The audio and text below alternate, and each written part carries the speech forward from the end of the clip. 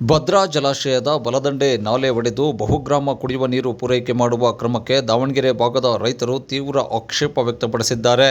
ಕಾಮಗಾರಿ ಸ್ಥಗಿತಕ್ಕೆ ಆಗ್ರಹಿಸಿದ್ದಾರೆ. ಈ ಸಂಬಂಧ ಜೂನ್ 23ರಂದು ಬಿಆರ್ಪಿಯ ಭದ್ರಾ ಜಲಾಶಯದ ಬಳಿ ಬಲದಂಡೆ ಕಾಮಗಾರಿ ನಡೆಯುತ್ತಿರುವ ಸ್ಥಳಕ್ಕೆ ಮಾಜಿ ಸಚಿವ ಎಂಪಿ ರೇಣುಕಾಚಾರ್ಯ ನೇತೃತ್ವದಲ್ಲಿ ರೈತರು ಮುತ್ತಿಗೆ ಹಾಕಲು ಯತ್ನಿಸಿದರು.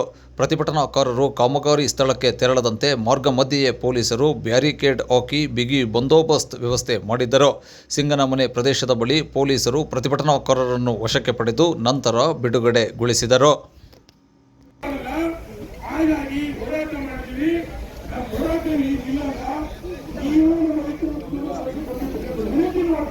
ಹೋರಾಟ ಹೇಳಿದ್ರೆ ಅದು ನಿನ್ನೆ ಹೋರಾಟಕ್ಕೆ ಬೆಂಬಲವನ್ನು ಕೊಟ್ಟರೆ ಅವರು ಬರ್ತದೆ ಇಲ್ಲ ಅಂತಲ್ಲ.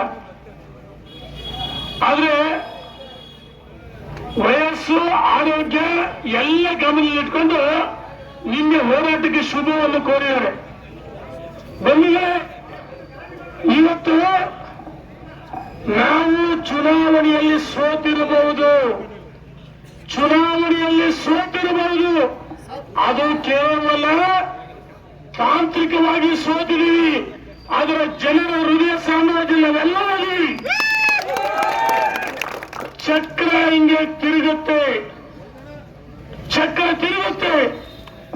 ಈ ಹೋರಾಟಕ್ಕೆ ತೇಜಸ್ವಿ ಪಟೇಲ್ ಬಂದ್ರೆ ಅವರಿಗೂ ಸಹ ಸ್ವಾಗತ ಮಾಡ್ತಾ ಇದ್ದೀವಿ. ಬಂದಿದೆ ಪತ್ರ ನಮ್ಮ ಜೀವನಾಡಿ ರೈತರ ಉಸಿರು. ಈ ಅಚ್ಚುಕಟ್ಟು 1,05,000 ಹೆಕ್ಟೇರ್ ಸೇರುತ್ತೆ. 65,000 ದಾವಣಗೆರೆ, ಇನ್ನೊಂದು ಶಿವಮೊಗ್ಗ, ತರೀಕೆರೆ, ಚಿಕ್ಕಮಗಳೂರು, ಈ ಭಾಗದಲ್ಲಿ ಭದ್ರಾವತಿ, ಈ ಭಾಗದಲ್ಲಿ ಇದೆ. ನಮ್ಮ ತರೀಕೆರೆ ರೈತ ಸಂಘ ವಿಷಯ ಮಾತಾಡಿ ಇರಲಿ ಒಂದು ನಿಮಿಷ.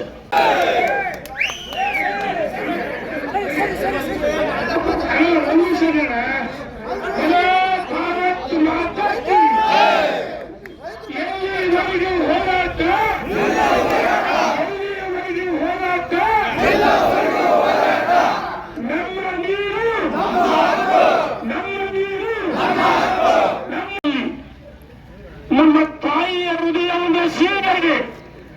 ಆ ಒಂದು ಭದ್ರಾ ಬಲದಂಡ ನಾಲಿಯನ್ನು ಸೀಳಿ ನೀರು ಹೋಯ್ತಾ ಇದ್ದಾರೆ. ಚಿಕ್ಕಮಗಳೂರು, ಕಡೂರು, ಅಜ್ಜಂಪುರ, ತರೀಕೆರೆ ಮತ್ತು ಹೊಸದುರ್ಗ.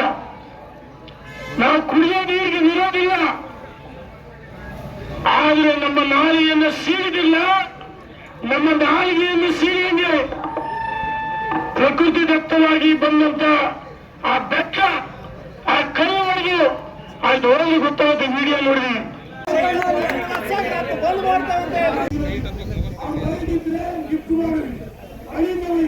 ಆ ಕುಡಿಯ ನೀರಿಗೆ ಯಾರು ವಿರೋಧರಲ್ಲ, ನಾವು ಯಾರೋ ವಿರೋಧ ಮಾಡಲ್ಲ. ಹಾಗಾಗಿ ಹೋರಾಟ ಮಾಡಿದ್ವಿ. ನಾವು ಹೋರಾಟ ನೀರಿಲ್ಲ, ನೀವು